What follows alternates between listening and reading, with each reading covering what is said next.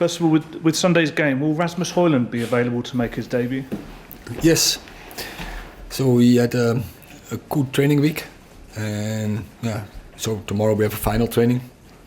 But he's doing well. He's responding well. So he will be available for Sunday game. We've seen Bayindir arrive.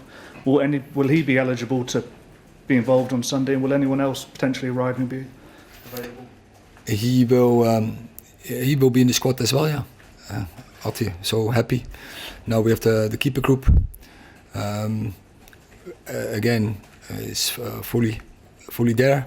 We covered every position, so I think we have a very good keeper group with the arrival of Alti. Is there a chance of anyone else signing in time to play on Sunday? What do you mean? Is there any? Obviously, United are looking at some other options. Is there a chance any of them will be signed in time to play on Sunday? Play on Sunday? Potentially, yes. Potentially, yes. Could be. But then we have to request it by now. Does that mean Reguilòn? Is he here? He is here. He trained. So he will be available for Sunday as well. Yes. Right. Okay. Just in terms of we're told about Amrabat and the midfield option that's moving close. Will that give you the squad that you know want? That? Well, I mean, people in Florence seem to think that's true. Oh yeah, but there's so many rumours. But it's nice, But would is that, if you got that position sorted, would that give you the squad that you want? I think yes, we have done good business. We constructed a strong squad, and we are ready to go into the fight. And does that also mean that we've spoken a lot about Harry? Scott McTominay's been mentioned a lot. Does that mean they are here, they are part of the squad, they have an important role to play? Yes, if you see the shadow, and it's tough, it's really condensed. When you see last season, World Cup, crazy season, the season takes longer.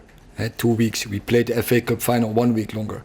We had a short break where we really condensed pre-season again. So we need numbers, but also need not only numbers. You need also the numbers have to be quality.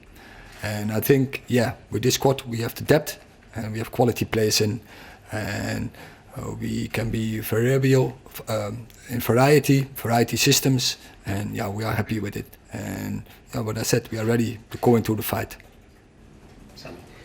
Hey, also Bayindir, what do you like about him? He'll be the first Turkish player to play for Manchester United as well, so a big moment for Turkish football fans as well. Yeah, we followed him, we scouted him very intense, and we think he has the skills that he fit in Man United, fit in English football, that he has the skills. So we are really glad that we signed him. And we are confident that he will make a lot of progress in the coming period, the coming years, and he will be a huge contribution to our game. And you mentioned Sergio Reguilòn has trained with the club. What qualities will he bring in that position? Is he up to being thrown straight in and replacing at full-back immediately? He's a very experienced player, a player for big clubs, play already a lot of games. In La Liga, in Premier League, so he has, I think, a very good background. We have seen he can play very intense football. So we are happy. While we had a problem with Luke Shaw injured, Malasia injured, for a long time out. So I think we responded very well on that emergency situation. And Sofian Amrabat, I know he's a player you worked with at FC Utrecht. Again, really a player who could make a difference this side? I can't tell, because I don't know if we can sign. So if we have news, we will report it immediately. One more, if I may. Andre Onana, quite cryptic on social media about whether he might be playing for Cameroon and coming back to the side there after withdrawing from international football. Do you know any more about that? Because obviously the Africa Cup of Nations is in the Ivory Coast this year in January, and there'd be an impact if he does play.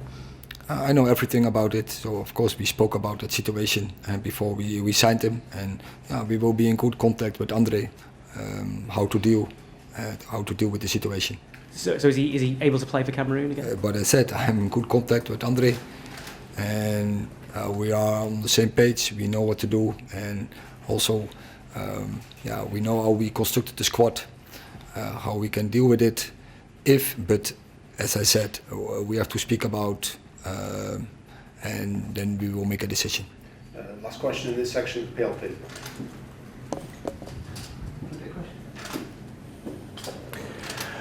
Hi Erik. Historically, games between Arsenal and Manchester United have been big games. What are you expecting from Mikel Arteta's side, and what have you made of what they've done to their squad this season? It's one of the biggest games in the Premier League, and how we're really looking forward, of course, that fight, and really always interesting games, intense games. I think it's very two teams who really play offensive football, the right intentions, I would say. The audience is always the big winner of that game. So really looking forward to have that game.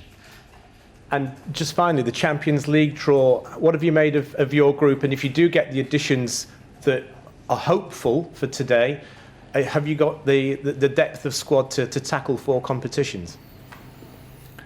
I think, but therefore we need, as you say, we need the depth to go into the 4 competitions, but also our players, the most of them are international players for the nations, so they will go all over the world. So we have to cover that. We have to be prepared for that situation, that we always can put a competitive team on the pitch. It's a lot of expectation. It's quickly, Just one final question, if I may. For this section? Yeah. There's a lot of expectation on Rasmus Hojlund.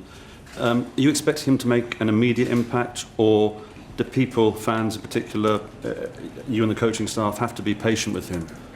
Because there's a big focus on him, isn't there? It's a big spotlight. I think for every player, it's a big spotlight. At United, you have to perform. And so in every position and every player. Is he fit enough to start this weekend, would you say? Or is that too soon? Well, I think he's ready to start.